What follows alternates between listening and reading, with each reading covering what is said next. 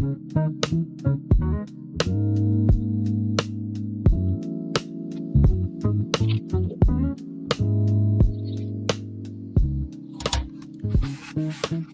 to another episode of the Hughes Views 414 podcast. I have got a very special guest joining me today, a superstar in his own right. You may know him from Truth in the Afternoon with Dr. Ken Harris, but now he is a YouTube star with his own YouTube channel, Mr. Dr. Ken Harris. Doc, it's good to see you, my man. How are you? Just Ken. I'm good. You know, you only started calling me that when I was at that other place. No, I want to make sure you get your full title. Okay. Well, thank you for that. I appreciate it. The YouTube chat is very happy you are here. Al Walter says hello. Reggie Jones says hello.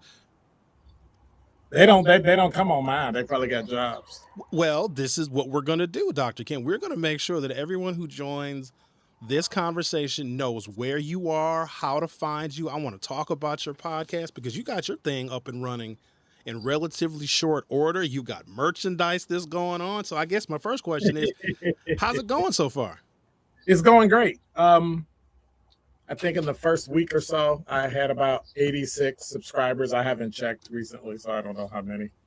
I thought about doing the whole, selling ads, and then people kept complaining about ads that pop across their YouTube. So I figured, why not just sell some merch and all the things I talked about, like be quiet and stupid and chicken head and, things like that. Make it into that. I've got a great shirt on my website. Black Scholars Matter. Come in any color and all that. So, I'm just, just out there trying to see what happens, what doesn't. I do it because I enjoy it. I don't do it because, I'm trying to make some fast cash and get out of here. But I've got some great authors coming up in some shows. I'm going to continue to do Black Book Thursday. So once a month, I'm going to pick a Black author and we're going to dissect the book, let you know at the beginning of the month. And by the end of the month, we're doing W.E.B. Du Bois, chapter 1 and 2, Black America and White America, from his book, Just Left My Mind, sitting in because I just read it in the back of my trunk. Black Reconstruction in America. Yep. So it's about a 500-600 page book. We're going to do the first 2 chapters and really talk about why we got poor people and, black and white, and how they lied to black folks and then lied to white folks, but white folks still haven't realized that they're still being lied to. So. Can you tell us about the format of your show? Are you going to keep it the same as when you were on broadcast radio, or are you going to maybe add different elements to it? I know that you wanted to keep the top 5 at 5, but because you're at 4 o'clock, it's the top 4 at 4. So can people still expect to hear some of the same elements they heard when you were on 101.7? I still do my top 5. Okay. I just do it in the 4 o'clock hour because they turned on me and almost, figured out where I was and came to lynch me. To you got to do your 5 top stories. That's how I know what's going on. So what I usually do is I do a light story that's from the beginning. Something that's going to make people, like today I talked about, the Mitchell Interchange is shutting down. So 9 o'clock Friday night till 4 a.m. Monday. Yeah, good luck with that if you're northbound or southbound good luck if you're near the airport. Stuff like that. Okay. And then I talk about something closer, and then I go more and more till my number 1 story was the Menominee Falls officers who allegedly beat up the 13-year-old, and everybody was screaming and hollering police brutality. We want to sue them. They should be fired. And my question was, is anybody going to complain about the fact that a 13-year-old fought with 3 officers? And from the looks of it, everybody in the group was white. Like, is anybody going to call out this 13-year-old or the mother that let her kid fight the police? Wasn't the mom there hollering, stop fighting the police? Nope. So yeah, we keep talking about parental responsibility. I want to see if it follows through this time, and if they find out that the parents are negligent, we find them or arrest them and put them in prison. Doc, do you have maybe a broader sense of freedom now that you're out on your own, doing your own YouTube broadcast? Not that we were particularly boxed in on radio, but Right. now it's whatever you want, whenever you want to do it, however you want. So is there a sense of freedom that you're exploring now that you couldn't before? There's an extreme sense of freedom. Um, the ability to wake up and not have to wait till the next day at 4 o'clock. That I can wake up and at 2 o'clock Saturday morning, if something really, pisses me off or makes me mad or I wonder about something, I can literally open my phone up, go on a channel, and start talking, and everybody's notified. They can watch it live or watch it later. And I think I think the internet gives Black people such freedom that we just don't take advantage of. Miss Linda is in the chat. She says hello. Jasmine West is also here. Doc, let's Hey, of course say hi to your people, Doctor. Tell them hello. When um, when are you on? Let's start with that. When can people catch you live? I know they can catch the replay whenever they want. They can go to your channel, and your channel is Dr. Ken's Truth, correct? correct, And when are you live? correct. I'm live Monday through Thursday from 4 to 5 Central Time. All right. Let me ask you Sometimes I this. go over, sometimes it's less, but yep. All right. How much do you care to share about why you did not continue on with the new Milwaukee Black media, whatever details you want to provide? Because people will ask me all the information that they didn't get about, oh, what Right. happened and why did the change? And I'm not at liberty to talk about what my colleagues' story is. So to the extent that you want to just give your perspective on why you did not continue. I think I didn't continue because I was too old. Now, why do you say I that, Doc? think I think that the same thing that happens all over the country, all over media, we've seen it happen here in radio, TV, all that. When people get a certain age, they want to go after younger audiences, which is weird to me because the younger audience doesn't have money, but they will go into debt to get something they think an influencer told them that was important to have, like shoes and stretch pants and all this other stuff, shirts and purses and all that. And so now, um, I think they want to go on a younger demographic, and that's perfectly fine with me. Um, it's expected. That's why I was on, gone on Friday and on Monday, because you expect those things, you're prepared for those things, and it's going to happen to everybody. How it happened was a little raggedy.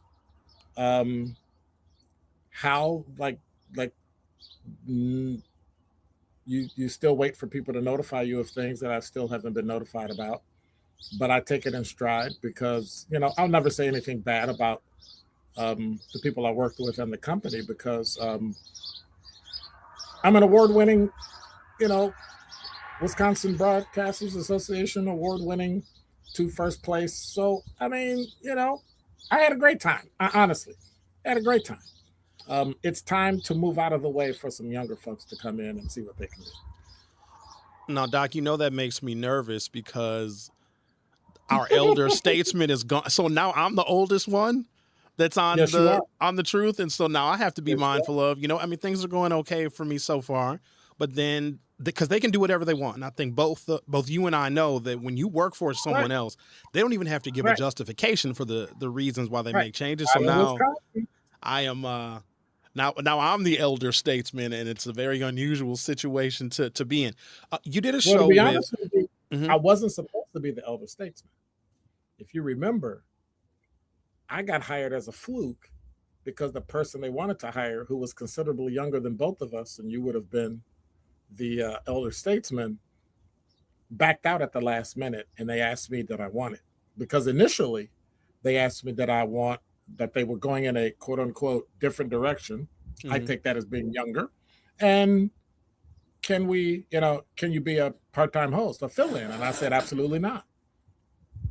I don't fill in. I don't think I'm going to take 40 some odd years of radio and TV and film and all that and be the backup guy to the backup guy. So, and then about a week or so later, they called me back and said, "Hey, you still want afternoons?" And I said, "Sure."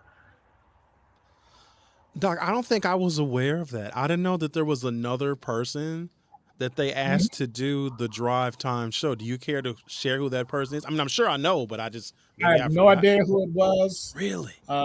I have no idea what they. It wasn't who you think it was. If you're thinking about the same person, we both know it wasn't him.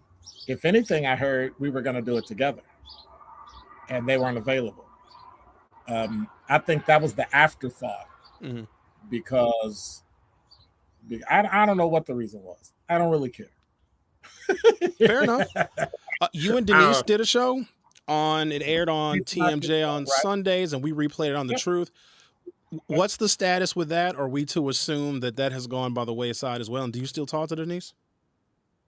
Sure, I talked to Denise. I talked to Denise pretty much every other day before the truth started. So I've known her for years. Hmm. Um, she'll guest on my show every now and then. So I mean, at some point, um, that was a weird disconnect too, but it is what it is. Some of your maybe your greatest moments, fondest memories of being on the air because you had a good run, 5.5 years, a lot of ups, a lot of downs, a lot of maybe some failures, a lot of triumphs, anything that really sticks out over your time at The Truth. To be honest with you, I never had any real failures. Um, I was familiar enough, so a lot of things didn't bother me. I tell everyone the same thing I told the ownership that I'm here to support everybody else. Been there, done that. I know where all the holes are. I know how you're supposed to treating talent and handling and managing talent is not like handling a regular employee. And so helping those that were talent and working in the production fields, understanding, helping them understand that this is the way the business is. Hmm. So keep your emotions in check. Don't get mad when people leave. You can work here one day and not work here the next day. It was an honor to be able to say, "Hey, this is the day that I'm leaving." I was asked to, can you fill in the last week? Which is bizarre in and of itself. Um, but you never know what your future holds, and so you don't want to burn bridges and be upset and be emotional about something that one you don't control, and two it's in the past, so there's absolutely nothing you can do about it. So you just move forward. Good times, winning awards. There was an instance the first year we went to WBA, and a certain person. This is in 2022. We'd only been on a year because we started January 5th of 2021, and a certain person, one of our at the time teammates, um, when they won, stood up, looked at our table that was all black, which was weird all by itself, and went and did this, held it up, and went, "Yeah," and I went, "What?" And love I this do person, remember been that. loving this person, speak to this person all the time. We talk back and forth, email, all that. But it just struck me, and I'm the kind of person that usually, if you say no, I'm going to figure out a way to make a yes. And the next year, I won Best Radio Show Large Market, beat out all of our sister stations, everybody else in Wisconsin. And I stood up, I got the award, and I walked away. And I thought that was the way to handle it because that way I can always talk about I showed them class, but they didn't show me class. And you acted like you had been there before, and also I believe Yeah, that you were confident in the content that you were putting out, and so the award was yep. just maybe a minor validation of what you knew that you always were capable of anyway. And a lot of folks don't know this is not nearly your first rodeo with with radio. You've been involved in one form or another in different types of media for a very, very long time. So this is nothing that is new to you, and I think that's evident in how polished your style is. Doc, I want to ask you about the your Truth Summit, also award winning an annual event where you would get Yep. policymakers and stakeholders together, and we'd have real in-depth discussions in front of a live audience, talking about the issues that impact Milwaukee. Any Yep. consideration of continuing that now that you're on your own as an independent broadcaster? Um, no, Really? no, Tell us why. because I'm doing other things. Fair enough. Um, We forget you're I'm retired. right. I'm You retired, work as much as any like millennial or any Gen Zer, but you're technically retired.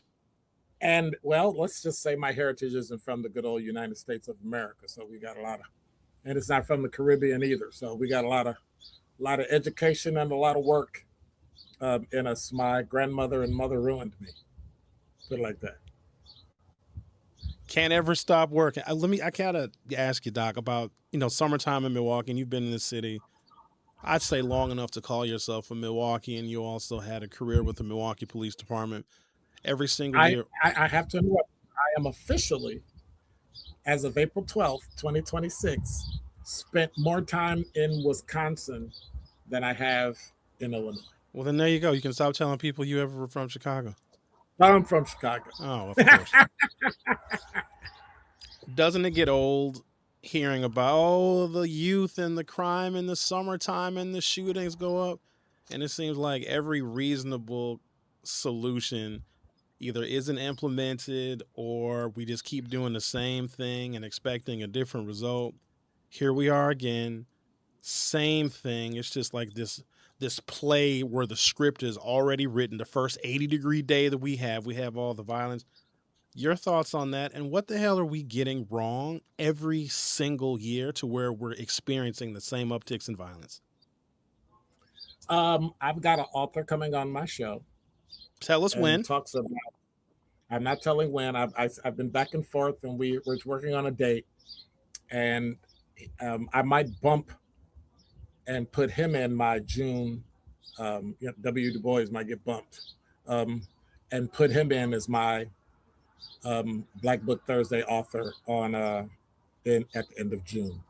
The book talks about how cities don't have money because of the way, as far back as when they created the Fed and redlining and the federal government, and how you can fund a city and build development, and how the taxpayers are at risk.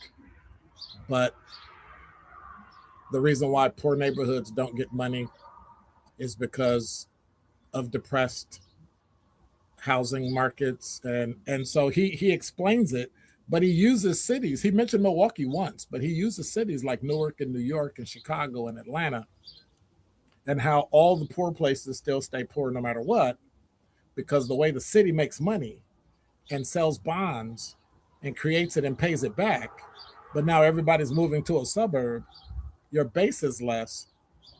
So if you took money to do infrastructure, but your infrastructure in Milwaukee isn't getting fixed, roads, lights, all that, where's that money going? That money's paying back bonds. That money's paying back money that somebody 30 years ago made a decision when Milwaukee was closer to 700,000, and now we're dipping under 500,000, but you're expected to have the same infrastructure. But all these people in the suburbs drive down the roads that we pay for in Milwaukee to work and take their money back to a suburb. And only building large buildings that you give tax credits to are downtown because the square footage they pay in taxes and per employee is higher.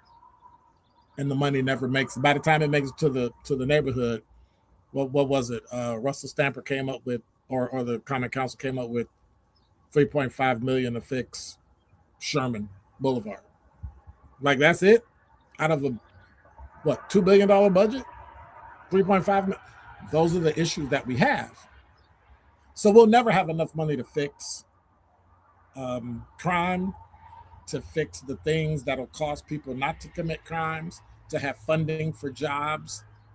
I remember growing up, we had summer jobs. That kept us out of trouble. That's right. We don't have anything. We're closing parks, which is the county, but we're closing parks, pools, everything. What do you expect people to do with all this energy and nowhere to go? It's the same as when we had what do you call it? When everybody was driving up and down the street Cruising. and cruising, and somebody asked me, well, how do you stop people from cruising? I said, treat it like a traffic problem. And they looked at me like I was people on police department looked at me like I was crazy. I said, cruising is a traffic problem. You write them a ticket and tow their car, they're not going to cruise. No, we got to stop it. You're not. You know why? Because this is a byproduct of Black success. They were like, what? I said, think about it. You got a car, you got a job, You got time, everybody. leisure time. But wait, everybody, we stop. What do? I'm in school. What school you go? UW Whitewater. It's your major, business. What you doing in the car? Ain't got nothing to do. Can't get in the club. Can't go here. So drive around. That's what we did growing up. We got in the car with friends and drove around. It's a byproduct. If you pick every major city, they have a problem with cruising, and it's always where? Kids from upper middle class homes with 2 incomes, 2 cars, 2 kids, and they're out. Go talk to the parents. You can fix it easy, but we just won't.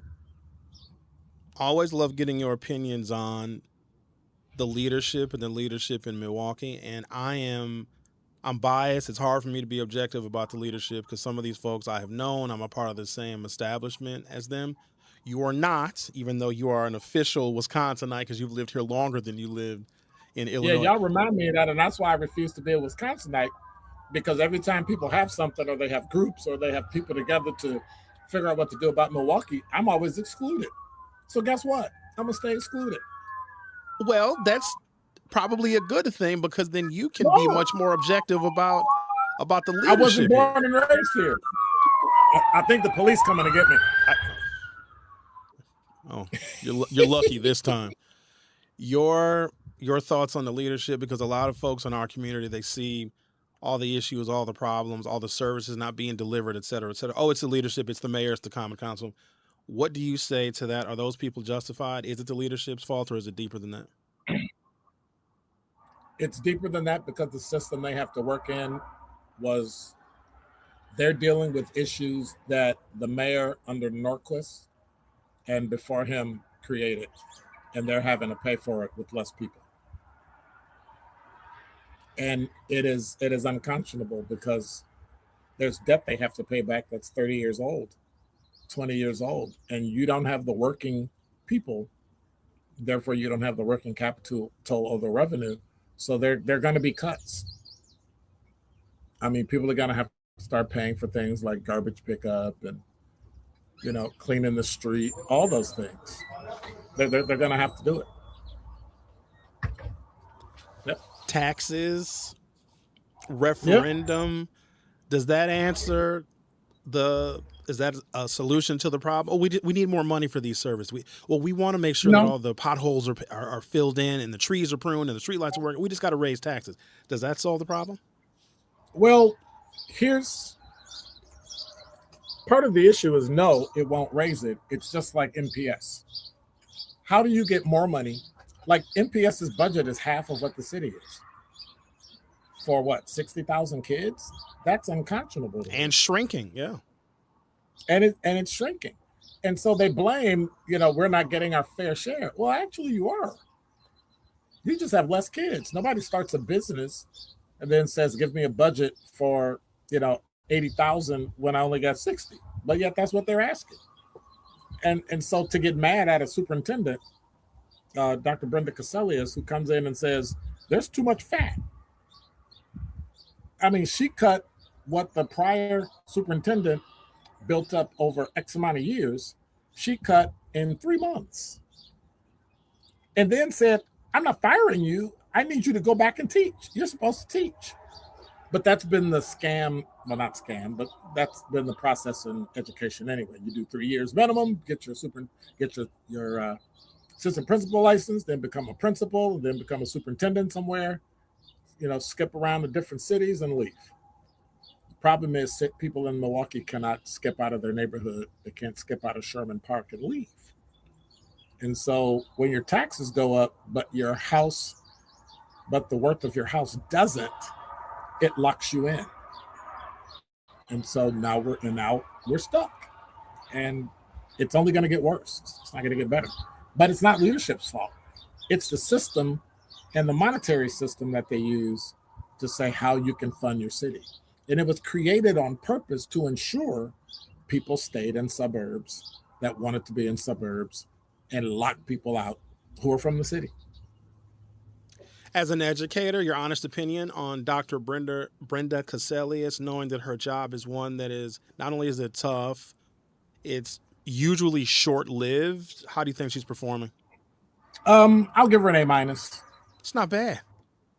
I think the reason she gets an A- is because um, whenever I hear a person say they only believe in public education, I cringe. Public education was created to control black people and dictate what we learn. All the crap we learn or don't learn comes through public schools. All the idiocy we learn comes through public schools. All the things that are anti-family, anti this, anti that, are learned in school. They're supported in school. Just like they removed everything about slavery, everything about, because we don't want white kids to feel bad. You're not even sitting in class next to me. Why would you feel bad? Like all those things, they've been able to control black people. And so I think that's why choice is such a powerful thing. Um, that and the fact that we follow Democrats and follow Republicans to the point where they hate each other and they don't even know why. They're just told to hate each other. When I guess you're old enough, you remember in the 80s and 90s, once you got into office, you were in office and you did your job and everybody worked together and the liberals and the conservatives got together and said, hey, liberals are in charge, whatever they want, they get it. You get your cabinet, we don't do any of that now. Everybody blocks everybody. Everybody doesn't like the fact that I could not like you because you're conservative or a Democrat when I don't even know you by making assumptions about you is just idiotic to me. But now we've divided the black community, and at some point it's going to come to a head. Doc, we have a question via Brian on the YouTube. He wants to know if you believe that MPS got overcharged for the lead abatement work that they had to do to remediate the lead in the schools. Um, Everybody knows that when the government pays for something, they pay more. I think eventually, and Dr. Cassellius seems to be that kind of person, where she's not going to overpay for something. You have to take the cheapest bid. That's another thing. That's how the monetary system is set up. Oh, we take the cheapest bid. And if the cheapest bid that you have is 30% more than what you should pay, then that's the one you pay. That makes no sense. At some point, somebody needs to restart the bid and say, hey, we're not doing this and we're not paying this. We'll wait. I think part of that is what she did. Um, how long it'll last, I don't know. I don't know if there's some things you can say you overpay. That's like paying for over. That's like overpaying for um, a double radical mastectomy because you have breast cancer. Is there a price that you would not pay? No, that's okay. I'll keep it because if kids can have lifelong issues because of lead because it wasn't abated, um, I think there's some things that you have to just pay for, and I'm not really going to look at the price tag because we know now that the things that they didn't pay for back in the day are affecting our kids now. So I say no, we didn't overpay. You interviewed Dr. Cassellius in the past. Are you Several open times. to continuing some of the interviews with local folks on your independent YouTube broadcast, or are you totally in a different direction? If they want to, sure. Okay. Now we can do it from your home or your office and just hop on and let's go. And you clearly have Um, the ability to broadcast I from think anywhere yeah, at your but undisclosed I think location. that's right. But I think the problem is, too many people look for the shiny thing, right? And so, how many followers do you have? How many subscribers do you have? How many of this? And all it takes is one clip to go viral. That's right. And so it's it's unfortunate because we don't have a connection and a conversation like this with people to get to know people and get to understand why they do what they do. Um, Saying you care about children, saying you care about the community means nothing to me if you don't have a plan. You know, she came in with a plan. She fixed this, and we're going to do that. And then she did it. Um, Donald Trump is clearly not one of my favorite people, but he's not doing anything that he didn't tell you he was going to do. The only thing he did is started a war, which was probably one of the stupidest wars to start in the history of man.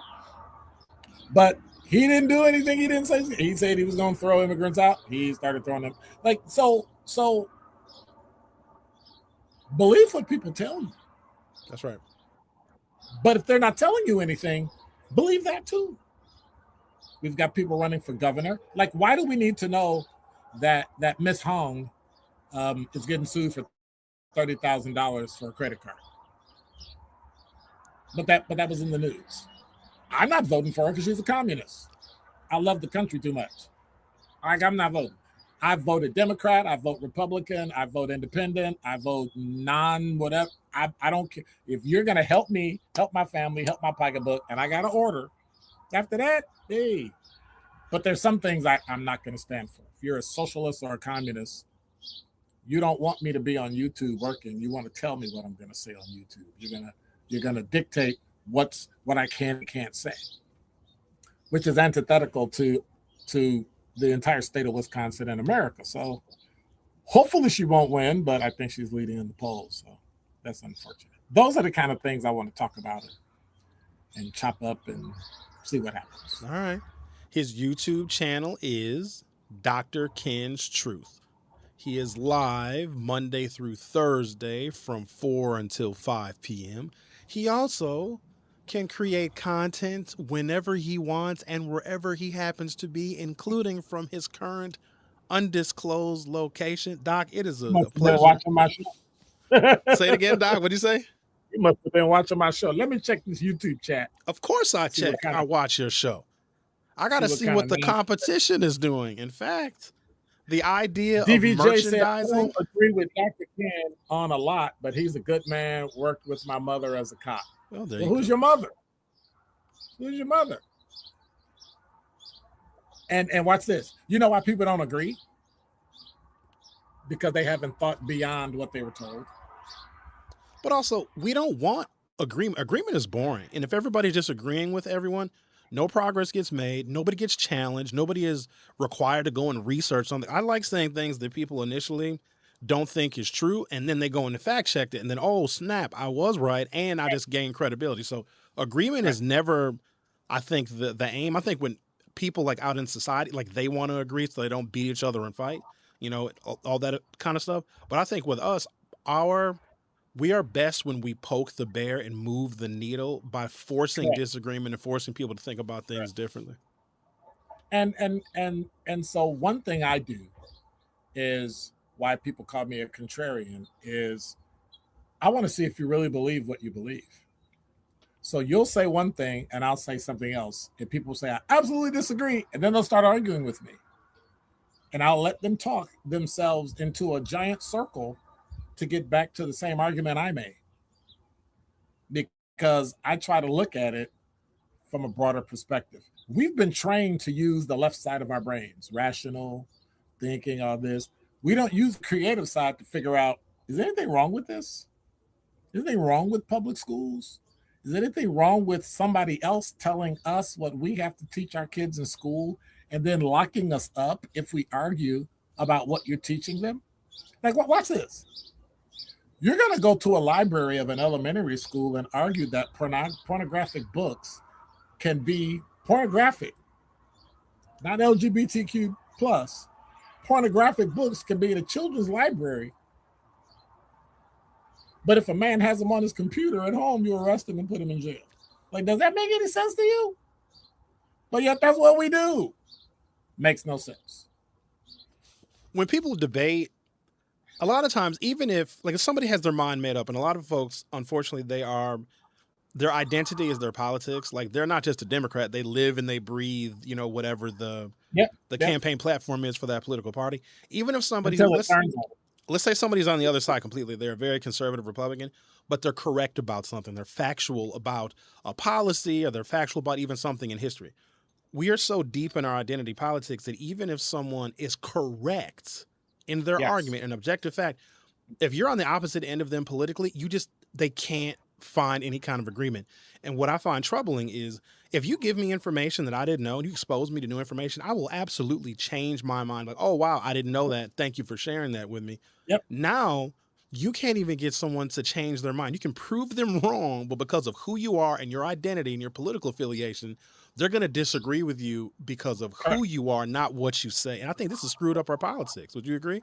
Well, that's why people accuse me of being a Republican, because I challenge what Democrats have done because I see the damage that it's done. I don't really care about the other party. Like they haven't been in my neighborhood. We haven't voted for them. We don't have Republican um, districts in Milwaukee, so I don't really care. I care about Democrats. So, but I'm not so hogtied that I'm going to let you sell me some BS, and tell me it's gold, because it's not, because it hasn't worked in the past and it's not working now. If you say that, people will castigate you. Oh my God, you're a Trump lover. How did Trump get to Wisconsin or Milwaukee? Like, it's just this weird argument people make, because what they're trying to do is destroy your credibility and stop anybody else from listening to you, when in fact, what you're saying will actually help them. But because it came from, I heard a woman told me one time, I said, oh, did you go to the governor's mansion? Because every year they have that black business thing, and everybody goes and you learn how to get government contract. She said, I'm not going to that. That's Scott Walker. He's the governor. I said, yeah, but $40-something billion of that money is your tax money. Like, you're not going to go get your money? Like, it makes no sense. None. It's just weird. I'm not going because, Evers look at how they castigated Evers for trying to give people their money back. Like, it's just weird. To literally give money to school. This makes no sense. I want to ask you something. I don't want you to take it as an insult, because I know when people ask me this question, you probably should. I get, because I wonder why they ask it. I'm like, what did I do or say that would make you even formulate such a question? Dr. Ken Harris, would you ever run for political office?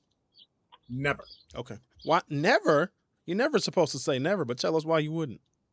Because I prefer to be a kingmaker, not a king. But if leadership is lackluster and if they're lazy, you are neither, then couldn't you do it better? Couldn't you guide policy decisions to actually move the needle for your constituents? No, because the system is the reason why. It's the people in the system.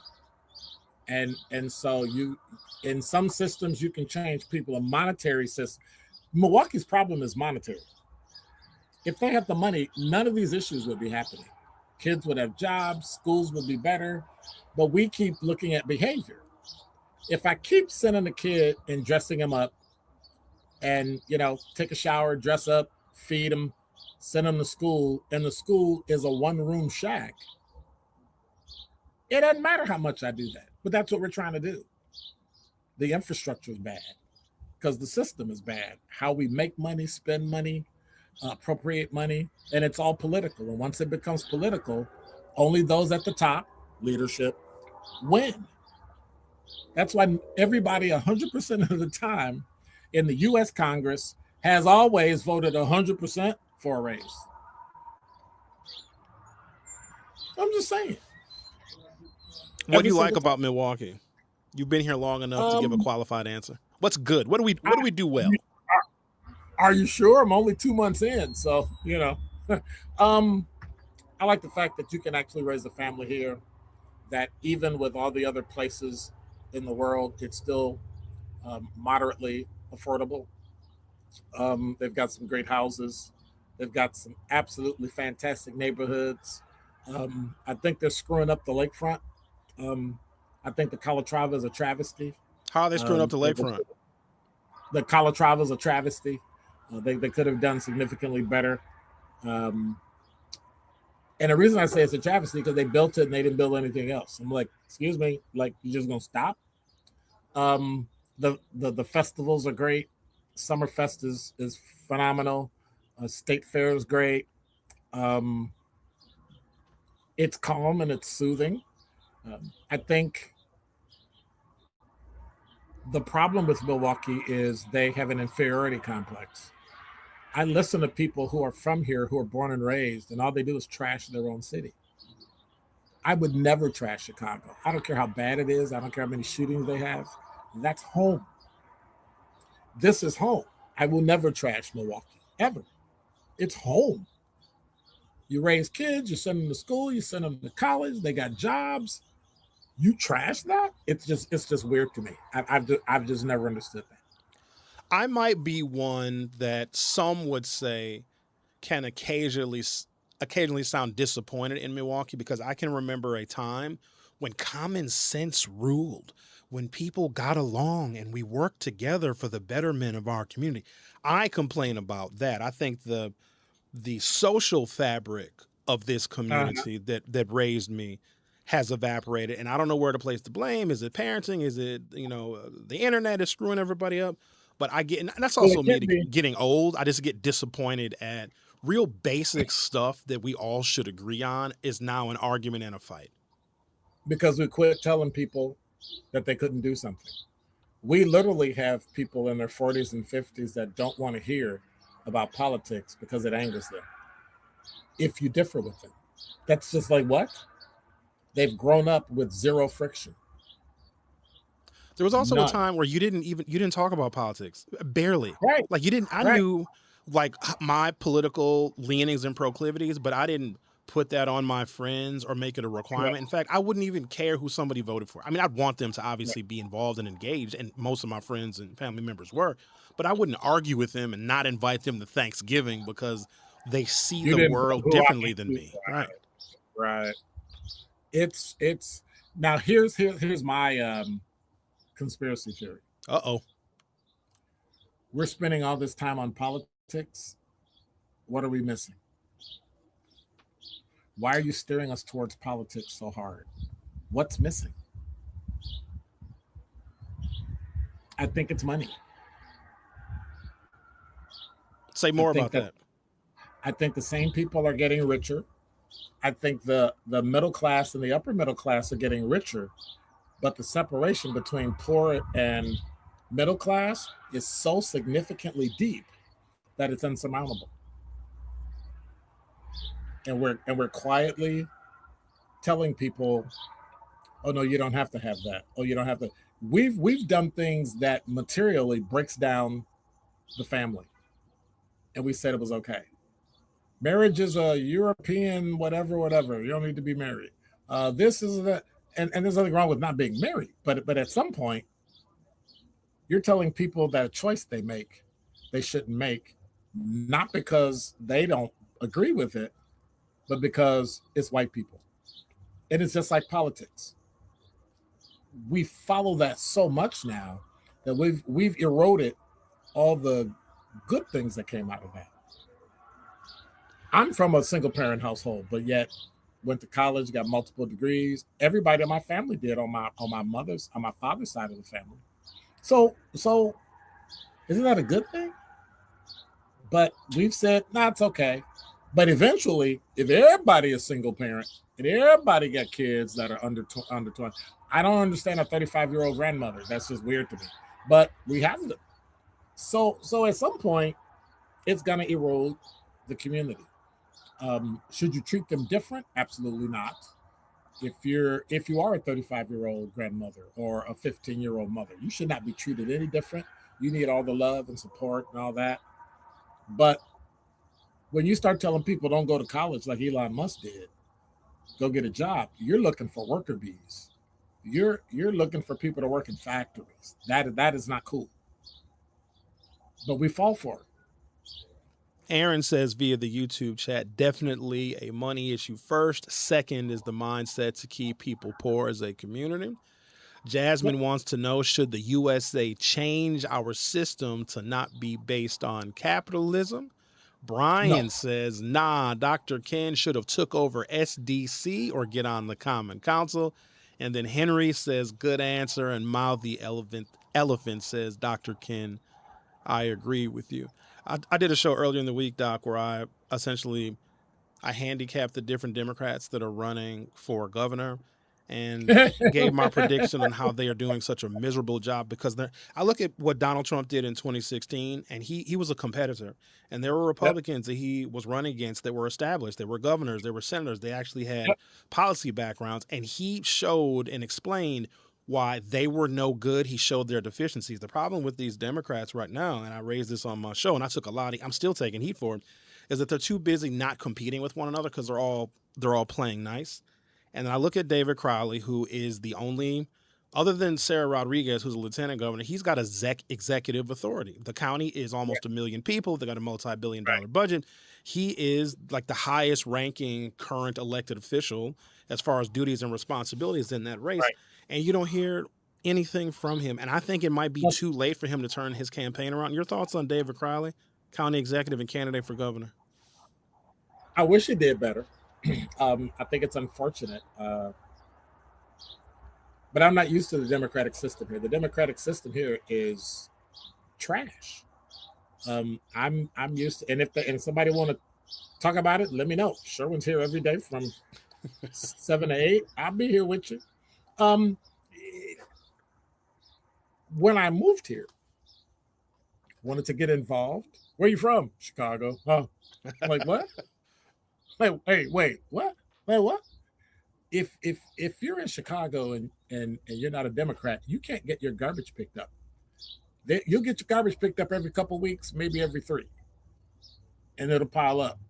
But if you're a Democrat, dude, that's just the way the system is. I'm sure it's the same way in Arizona if you're a Republican. That's just how life is. But I tried to plug in. I wanted to go. Okay, so where's the neighborhood office for the alderman? And they were like, the what? Oh no, you got to go downtown to see your alderman. I got to what? Oh yeah, you got to get. So I got to take a day off work. I got to get in the car. I got to go downtown. I got to go in. I got to make an appointment, and then I got to go stand in this glass booth and get buzzed in to see a person whose salary I pay.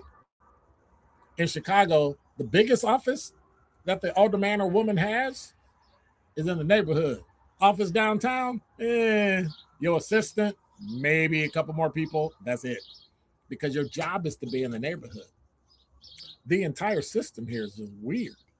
And I've never seen people so disconnected. They want your money, they want your time, and then they crawl back in a hole. We have it for Congress, we have it for the Senate, we have it for the state, we have it for the county, and we have it for the city. They just disappear. And I don't understand why people aren't screaming and complaining. Oh, but we'll just take it because they're a Democrat. No, you scream because they're a Democrat.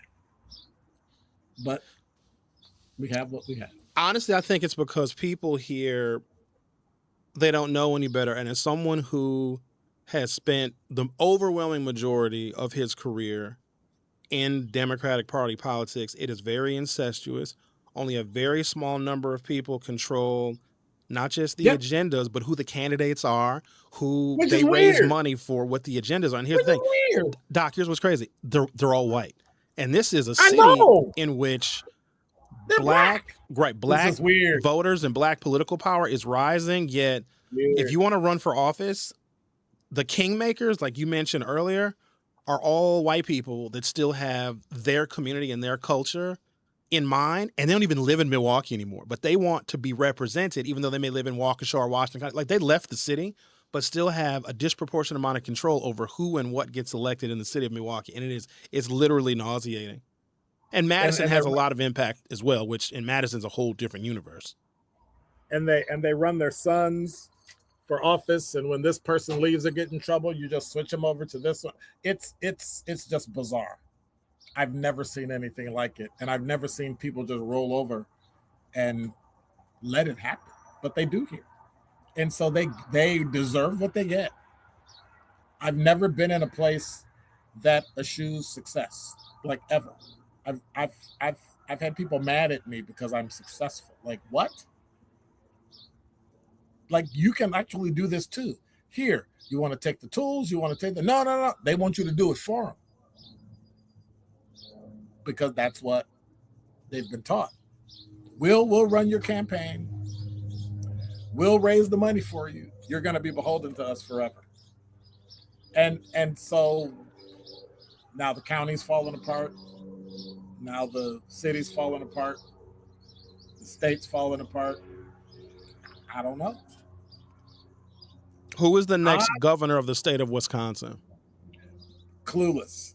Oh, As long as it's no, not I'm not just letting you off that easy. Don't, nope. it's too many people running. It's too many people running, and not one of them has come up with a viable argument of how the state of Wisconsin is going to look in 4 years. That's an answer I ask everybody running for office in a nonprofit, on a board, um, in a fraternity, in an organization. When you're done with your office, regardless of what it is, how's it going to look in 4 years at the end of your term? And if they can't give me a rational answer, no bueno. Let's say Mandela Barnes wins the Democratic primary, and I believe if the I'm moving election out were of I'm today, moving out of Wisconsin. I'm moving out of that Wisconsin. doesn't mean he's governor. He just wins the primary. Does he lose to Tom Tiffany like he lost to Ron Johnson? Oh God, yeah. Oh God, yeah. He'll lose. Let me do you one more.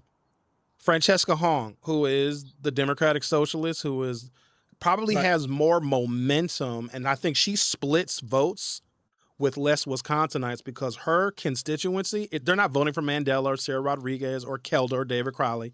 They're voting for her. And she Correct. has, this really loyal base. She faces off against Tom Tiffany in November. Does Tom Tiffany win? Her message is resonating. I think he'll squeak out a win. Okay. I think what's happening is all you have to do is look at any other country, and see what happens when people disconnect from the democratic structure. As flawed as it is, a republic is probably the best place you could ever live, because even if you're poor, this won't come out right. Even if you're poor, you can commit a crime and make money. You can't do that in a socialist country because everybody has the same money. Everybody got the same TV. Everybody has the same. And what about ideas? You have to think the same way, act the same way. I don't see that going well. Black people are too creative. They're too successful. They're too powerful to sit and have somebody else tell them that, hey, I think you need to drink the smaller cup because big gulp is, it's making you fat. Like no. The whole beauty of unfortunately, the beautiful outcome of slavery was that I think we got to be in the best country in the world. Does Hakeem Jeffries become the first black Speaker of the House if the Democrats can win like 3 seats out of the 435 up for re-election? Do you think the Democrats get control of the House? I think that they're going to give him trouble because when they do that, I can tell when Hakeem Jeffries is talking that some of what he's saying he does not personally believe, but he's talking the party line. You can see the stress in his face sometimes, and so to give a man like that Speaker of the House, I would hope they would give it to him, not because he's black, but because he's qualified. I think we've been the victim of people being black. I want to see somebody black, and then nothing happens. And we say it's okay, and you stay in office, and you go for decades and get a pension, and nothing.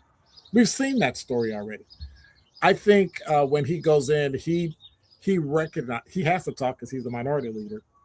But I think as the majority leader, nothing's going to pass unless you actually sit down and compromise, because you don't have the presidency. And at the rate the Democrats are going, they ain't seeing the presidency for a long time. Now, that makes me happy because when you had a Democratic president and a Republican Congress, they had to compromise. when you had a Democratic president, Republican Congress, Republican president, you have to compromise. That means we're probably going to get the best that we can get. Today, I don't think that's going to happen. They're going to slash and burn and go after each other and spend so much time trying to kill each other that the country's going to suffer. And we're at that mark, right? This year, 250 years. That's right. Yeah. You know what that means, right? Historically, no major entity has lasted beyond 250 years. Well, we certainly are at an inflection point. So all this dust up is normal. Before I go, Doc, and thank you so much for joining us for the broadcast today. I know the folks are really enjoying the fact that you joined me, and I would love to do this again. Please host me on your channel. I'd love to be a guest whenever our schedules line up. Going back to Chicago, the presidential library, the Barack Obama Presidential Library, was recently completed and just opened, and I saw some video footage and some photographs. It is such an exceptional piece of architecture, and I think that it does justice to his presidency, whether you liked his policies or not. He did something that no one really thought was conceivable when it actually happened. Any plans for you to, and it's on the South Side, the library is, $850 million was the price tag. All that money came from donations. Do you plan to visit the Barack Obama Presidential Library? I was blessed to have taken a tour in April. Oh, wow. So I've already toured it top to bottom. I had to get clearance in order to be able to say that publicly because we were under like an NDA, so you couldn't say it. So we got cleared and was able to tour it, and I mean everything, like his office, everything on down, wow. Entire thing, and they rerouted Jackson Park to build that. Upset a lot of people, only because it's been that way for 100 years. Like, stop. You may never get another president from the city of Chicago. Like, stop. And so it was the word I would use for it is breathtaking. Oh, wow. I'm going on a tour again this month. It opens up Juneteenth. I think I'll be there June 20 something. And I checked tickets the other day, and the earliest openings they have is late August. Not surprised. Yep. Doc, thank you so much. Again, your podcast is Monday through Thursday, 4:00. Dr. Ken's Truth. It has been an absolute pleasure, sir. Absolute. Enjoy your undisclosed location. And we'll talk to you again very soon. See you later. That was great, guys. Appreciate all of you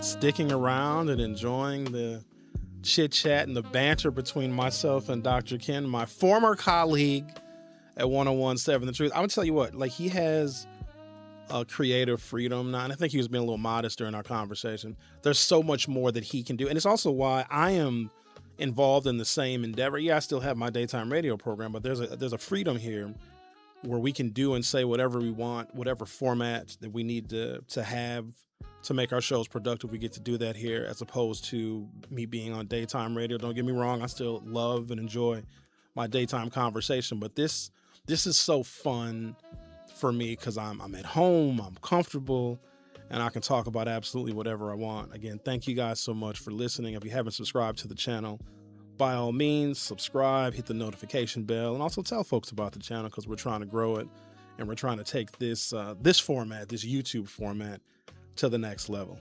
Thank you guys so much, and I will see you tomorrow.